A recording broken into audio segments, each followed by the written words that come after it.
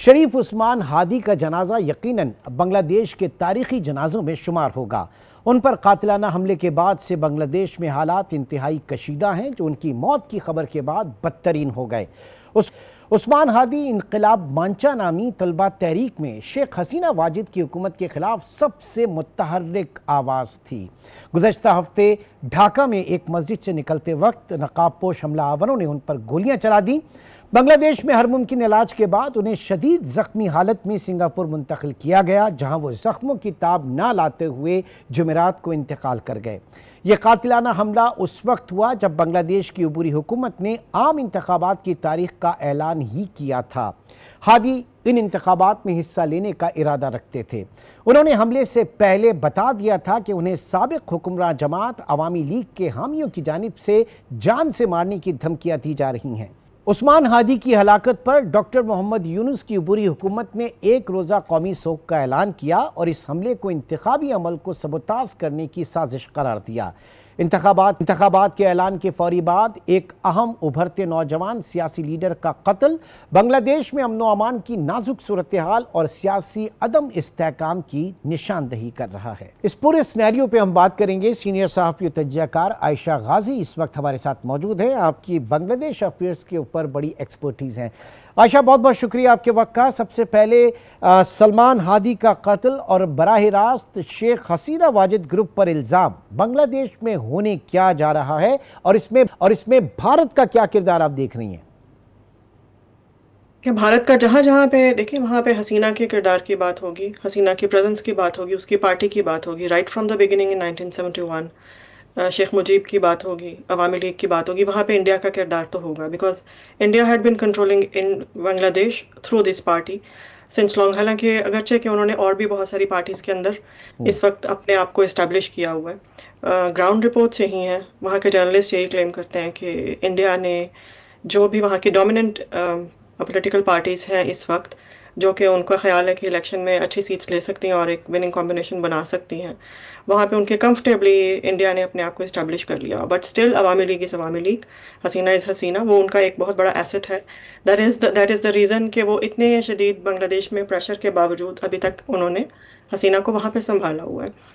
लेकिन अभी ये जो रिसेंट किलिंग हुई है यहाँ पे उस्मान हादी की, इससे scenario is going to be a little bit different, it's going to be changed. बिल्कुल इलेक्शन से पहले इतनी सब हाइप क्रिएट हो जाना एंटी इंडिया सेंटिमेंट के अंदर, जो कि पहले भी जुलाई रेवोल्यूशन से भी चली रही थी, लेकिन उसको एक इतना ज़बरदस्त बूस्ट मिल जाना, this is I think this is going to change the course of history. और स्पेशली इसका बहुत बड़ा इम्पैक्ट पड़ेगा हु डिड इट, उनके मकासद क्या थे ये करने के। He was very much openly anti India, he was very much openly anti Hasina obviously. He was one of the main people जो हसीना के आउस्टर में जिसका बहुत बड़ा नाम था, तो वो वहाँ पे तो मौजूद था। और उसके तरह के और भी चंद एक लोग मौजूद हैं, अगरचे के तमाम स्टूडेंट लीडर्स इतने बड़े फिगर्स नहीं हैं, लेकिन there are just a few more people. So targeting him, why did somebody target him, और उससे क्या नताइज लेना चाहते थे? यानी ये वही स्टैचर आ जाता है जब हम कश्मीर की मूवमेंट की बात करते हैं। तो बुरहान वानी जिस तरीके का एक वहाँ पर लीडर जो है वो शहीद हुए, तो इस तरह से यहाँ पर उस्मान हादी के हवाले से। अच्छा, ये बताइए कि इस वक्त भारत हसीना वाजिद को इस्तेमाल कर रहा है या हसीना वाजिद भारत को इस्तेमाल कर रही हैं? इसकी प्राइस क्या पे करनी पड़ेगी? क्योंकि जिस तरीके से बांग्लादेश में भारत के खिलाफ एक नफरत है, ये दोनों ममालिक के दरमियान अगर आगे बढ़ती है तो क्या खित्ते में कितनी कशीदा सूरत हाल हो सकती है? देखिए, हसीना वाजिद ने तो जितनी देर वो यहाँ पे हुकूमत करती रही है, उसने इंडिया को इस्तेमाल किया है इन टर्म्स ऑफ के फंडिंग। इंडिया की एक इन्वेस्टमेंट थी उसकी पार्टी के ऊपर, लेकिन इंडिया का कमाल ये है कि वो जितनी इन्वेस्टमेंट करता है वो उससे डबल बल्कि 3 टाइम्स इन्वेस्टमेंट, उससे वहाँ से प्रॉफिट लेके ही बाहर निकलता है। And that was happening in terms of economy and political power, और हर चीज़ के लिहाज से वो ये सब कुछ कर रहा था। So basically it was India since the very beginning who was using, जिसने शेख मुजीब को भी इस्तेमाल किया, उसके बाद हसीना को भी इस्तेमाल किया, और अभी भी उन्होंने हसीना को रखा हुआ है अपने पास इंडिया ने इतने ज़बरदस्त प्रेशर के बावजूद। देखिए, उसमें 2 इंपॉर्टेंट चीज़ें हैं। एक तो इंडिया ने यह मैसेज दिया है कि अगर आप हमारे लिए काम करेंगे, if you are our puppet, so we will go to any extent to protect you. तो इससे ये कि इस खत्ते में दूसरे जो इंडिया के लिए काम करते हैं पपेट, उनको ये मैसेज मिला है कि हमारे ऊपर अगर बुरी सूरत हाल आ जाएगी तो इंडिया हमें रखेगा। दूसरा इंपॉर्टेंट बात यह है कि हसीना को वहां पे रखने से अब इंडिया एक बड़ी जबरदस्त बार्गेन पोजीशन में आ गया है बांग्लादेश की, जो भी गवर्नमेंट आएगी उसके साथ, बिकॉज वहां के लोगों का सेंटिमेंटली इतने ज्यादा चार्ज हो चुके हैं इंडिया के खिलाफ कि any government that will bring Hasina back to justice, वो उनके लिए एक बहुत बड़ा एक उनके सीवी के ऊपर एक बहुत बड़ा कारनामा होगा। सो इंडिया इस वक्त देखें इस लिहाज से एक बार्गेन पोजीशन में तो आ गया है। So let's see there are some, यानी वो बार्गेनिंग टूल हसीना वाजिद की शक्ल में एक बार्गेनिंग टूल भी उनको मिला है। अच्छा, ये थोड़ा सा आगे बढ़ते हैं और इसमें ये जो अभी नेशनल सिटीजन पार्टी के हसनात अब्दुल्ला साहब जो है, इनका एक स्टेटमेंट के जनाब, अगर इंडिया ने डिस्टेबलाइज किया बांग्लादेश को तो फिर वो जो उनकी 7 सिस्टर्स हैं, जो 7 सिस्टर्स स्टेट्स हैं इंडिया की, उनको अलहदा कर दिया जाए। क्या ये पॉसिबल है बांग्लादेश के लिए इस तरह का कोई भी स्टेप लेना, और अगर है तो फिर उसका इंडिया के ऊपर क्या असर पड़ेगा, या फिर ये रिवर्स जो बार्गेनिंग टूल, इसको आप कह सकते हैं?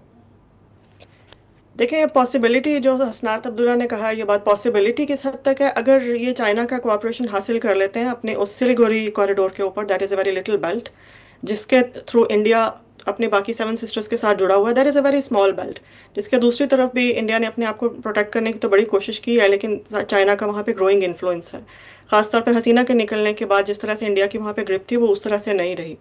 तो अगर ये चाइना के साथ समहाउ इसके ऊपर नेगोशिएट कर लेते हैं कि how to handle with this problem, तो देर इज़ अ पॉसिबिलिटी कि इनका डायरेक्ट कनेक्शन बिल्कुल उसी तरह तोड़ दें जिस तरह पाकिस्तान का ईस्ट पाकिस्तान के साथ कनेक्शन नहीं था, ज़मीनी कनेक्शन नहीं था। And then there can be, you know, things can be played, because China is a very, वहाँ पे चाइना इज़ वेरी, वहाँ पे पावरफुल एक उसका कॉम्पोनेंट है जिसको निगेट नहीं किया जा सकता, अरुणाचल प्रदेश से लेकर सिलीगुड़ी तक। सो देर इज़ अ पॉसिबिलिटी अगर चाइना के साथ इनका एक बन जाता है रब्त। लेकिन एक खतरे की घंटी तो है इंडिया के लिए, खतरे की घंटी तो है इंडिया के लिए खतरे की घंटी है, लेकिन देखिए India never plays very loose balls. वो इतना, they are very in terms of अपने जो भी उनकी स्ट्रेटजी है उस खित्ते में, वो इतनी लूज नहीं है।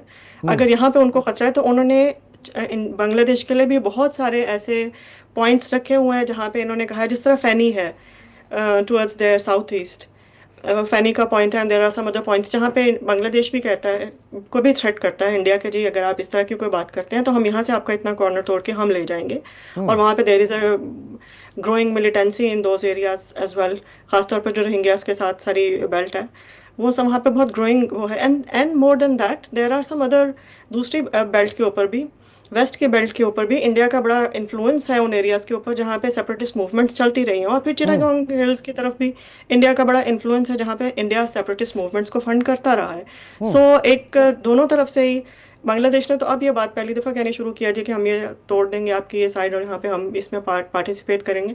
India had always been since 71, India वहाँ पे सेपरेटिस्ट मूवमेंट्स को फंड करता रहा है। So this is not something new for them. Okay, now ऐसे में इस वक्त हम देख रहे हैं कि पिछले 50 सालों में, 5 दिहाइयों में कभी भी पाकिस्तान और बांग्लादेश के हालात इतने बेहतर नहीं रहे जितने इस वक्त हैं। पाकिस्तान से बेहतर ताल्लुकात प्लस चीन से बेहतर ताल्लुकात अगर बांग्लादेश के होते हैं तो ये कितनी बड़ी थ्रेट होती है इंडिया के लिए? इसमें सबसे इम्पॉर्टेंट बात यह है कि पाकिस्तान की तरफ से बांग्लादेश के लिए ताल्लुकात हमेशा बहुत अच्छे रहे हैं। बांग्लादेश ने अब रियलाइज़ करना शुरू किया, वहाँ की जनरेशन जो यंग जनरेशन है उसने वो सारा नैरेटिव जो उनको ऑप्रेसिवली पढ़ाया गया था, they are trying to grow out of it, उन्होंने क्वेश्चन करना शुरू किया है। तो उन्होंने देखा है पाकिस्तान को कि कितना एक रिलायबल पाकिस्तान पार्टनर है, क्योंकि इन तमाम बुरे हालात में भी देखें जो मिलिट्री टाइज़ हैं और जिस तरह से पाकिस्तान सपोर्ट करता रहा है वो कभी भी नहीं ख़त्म हुई। इवन ये कि हसीना के दौर में भी वो टाइज़ मौजूद थी और पाकिस्तान हेल्प आउट करता रहा है। चंद एक दफ़ा ऐसा भी हुआ जब बांग्लादेश को बहुत ज़्यादा मुश्किल का सामना करना पड़ा अपने हमसाये की तरफ से, इंडिया की तरफ से, एंड इट वाज पाकिस्तान जिसने जाके हेल्प की बर्मा की तरफ से भी और इंडिया की तरफ से भी। लेकिन वो बिग न्यूज़ नहीं बनी क्योंकि उसको बिग न्यूज़ नहीं बनाना था। अब सूरत हाल ये है, हाँ, अब सवाल थोड़ा सा मैं ऐड करता हूं। देखें, सूरत हाल ये है कि बांग्लादेश को चाइना की और पाकिस्तान की दोनों की ज़रूरत है। हम्म। और सबसे ज़्यादा अहमियत इस बात की है कि इनकी जो साउथ ईस्ट की बेल्ट है, जो रोहिंग्या की तरफ इनका बहुत ज़्यादा वहाँ पे मिलिटेंसी बहुत ज़्यादा है, वहाँ पे चाइना भी इन्वॉल्व है, यूएस भी इन्वॉल्व होने की कोशिश कर रहा है, वहाँ पे इंडिया भी फुली मिलिटरीली इन्वॉल्व है, वहाँ पे बांग्लादेश के ठीक। पास भी बहुत से रेफ्यूजीज हैं। आशा, ये बताइएगा कि कुछ बातें की जा रही है इन नियर फ्यूचर, क्या पाकिस्तान और बांग्लादेश के दरमियान कोई डिफेंस पैक्ट मुमकिन है? इस तरह का कुछ इम्कानात हैं? इम्कानात तो बहुत सारे हैं जी, इसके ऊपर बातचीत हो चुकी है। अभी very recently when I was in Bangladesh 3 weeks ago, तो हम्म। वहाँ पे जो जर्नलिस्टिक हल्का है उसके अंदर भी ये गुफ्तगू चल रही थी। और वहाँ पे जो उनके थिंक टैंक्स हैं उनके अंदर भी इस बात पे गुफ्तगू चल रही थी कि हमें किस हद तक एग्रीमेंट्स और किस हद तक जाना चाहिए। So there is a discussion and there are something I think जो हो सकता है, ये भी मुमकिन है कि सब कुछ फ्रंट उसके ऊपर ना हो, फ्रंट डेस्क के ऊपर ना पड़ा हो और कुछ एग्रीमेंट्स हो भी गए हों। But this hmm. Is a very much possibility. जिस तरह से पाकिस्तान ने ऑफर किया है इनको मिलिट्री ट्रेनिंग देने का भी, इनके एयरफोर्स के पायलट्स को भी ट्रेनिंग देने का, अभी आपने वेरी रिसेंटली सुना होगा कि पाकिस्तान ने ऐलान किया है। तो it must be under some sort of agreement, it can not be just one sided thing. कोई ना कोई एग्रीमेंट तो हुआ होगा। ये ज़रूरी नहीं है कि सब कुछ यूनुस की गवर्नमेंट ने चूंकि किया है तो इसलिए उनके इंडिया के जो प्रॉक्सीज हैं वहाँ पे वो कहते हैं जी ये तो इनके पास इख्तियार नहीं है, हम्म। क्योंकि इलेक्टेड गवर्नमेंट नहीं है, इनके पास एग्रीमेंट्स करने का इख्तियार नहीं है। सो ठीक। मे बी उस सारे को तो इस वक्त साइलेंट करने के लिए हो सकता है ऑन ऑन द टेबल ना हो, लेकिन there are things that are अच्छा, हैपनिंग। आपको इस वक्त उस्मान हादी की असैसिनेशन जो है, इसका असल मकसद क्या नज़र आ रहा है? क्या ये जो डॉक्टर मोहम्मद यूनुस की पूरी हुकूमत है इसको डिस करना, या आगे चलकर इलेक्शन ज़ाहिर है कि वो अनाउंस हुए थे उस पूरे अमल को सबुताज करना? इलेक्शन नहीं होते तो फिर इसका बेनिफिशरी कौन होगा?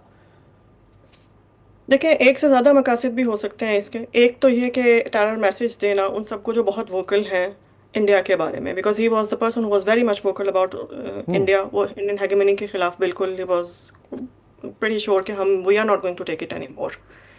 पहली बात तो ये कि इलेक्शन से पहले वो तमाम लोग जो इस कैटेगरी के लोग हैं, इस सोच के लोग हैं, उनको एक थ्रेट मैसेज चला गया कि आपकी ज़िंदगी एट स्टेक है। दूसरी बात यह है कि देखें, अगर वायलेंस बढ़ता है तो जाहिर है कि इलेक्शन डीरेल होंगे। इस सिचुएशन में इलेक्शंस करवाए जाना, कोई भी पार्टी इसका फ़ायदा ले सकती है, कोई भी थर्ड पार्टी। इंडिया तो पहले ही तैयार बैठा हुआ है, जाहिर है वो कहीं पे भी वायलेंस प्रोवोक कर सकता है। अभी आप देखें, उन्होंने बिल्कुल इसके जवाब में वहाँ पे एक हिंदू की जो है उन्होंने कहा जी लिंचिंग की गई और उसको मार के उसको उन्होंने बड़ा एक बनाने की कोशिश की पूरा। मुझे नहीं मालूम कि ये वाकया दुरुस्त है या नहीं है, अगर है तो बहुत अफसोसनाक बात है, लेकिन जिस तरह से उसको प्रमोट किया उन्होंने, तो दे आर ट्राइंग टू वहाँ पे एक वायलेंस क्रिएट करने की कोशिश की जा रही है, कम्युनल वायलेंस हिंदू मुस्लिम के दरमियान क्रिएट करने की कोशिश की जा रही है। अगर ये बढ़ जाता है तो इलेक्शन किस तरह से मुमकिन होंगे करने, ये बड़े क्वेश्चन की बात होगी। नहीं और तो अगर वहाँ पे इलेक्शन इस वक्त नहीं फिर होंगे, ये जो उभरी हुकूमत है इसके लिए सबसे बड़ा चैलेंज क्या है? क्या ये करना चाहेंगे लॉ एंड ऑर्डर को यकीनी बनाना, या फिर इलेक्शन कंडक्ट करवाना? इनकी क्या प्रायोरिटी होगी फिर? देखें, इनके लिए अब बहुत मुश्किल हो रहा है इस वक्त इलेक्शन को डिले करना। That will not be a choice for them, because देखें the political parties who have invested, they are the real stakeholders of politics, चाहे वो बीएनपी हो, जमात इस्लामी हो, एनसीपी हो। They are ready for to go in the election. So how would they वो इस बात पे कैसे आमादा होंगे कि ठीक है जी इलेक्शन आप ना करवाएं। और देर आर सर्टन थिंग्स, जैसे मैंने आपको कहा कि बहुत से ऐसे एग्रीमेंट्स हैं जो कि एक इलेक्टेड गवर्नमेंट के पास ही मैंडेट होता है उनको लेके आगे चलने का। तो जब तक ये गवर्नमेंट रहेगी बात बहुत ज़्यादा आगे बढ़ नहीं सकती एज अ स्टेट। इनके हम्म। ऊपर ये बहुत ज़्यादा प्रेशर है कि इलेक्शन करवाए जाएं। इनके हम्म। ऊपर ये बहुत ज़्यादा प्रेशर है कि इकोनॉमिक स्टेबिलिटी जो लोग इनसे एक्सपेक्ट कर रहे थे, और जो लॉ एंड ऑर्डर की स्टेबिलिटी लोग इनसे एक्सपेक्ट कर रहे थे, और जो इंडियन एक इन्फ्लुएंस से बाहर आने की एक्सपेक्ट कर रहे थे कि बहुत सारी चेंजेस आएंगी, वो ये उसको किस हद तक कामयाब हुए करने में, किस हद तक नहीं हुए। लेकिन इनके क्रिटिक्स ये कहते हैं कि they had not been very successful, but there is an other point of view जो ये कहते हैं कि इनको रहना चाहिए अभी 2-3 साल हम्म। और काम करना चाहिए।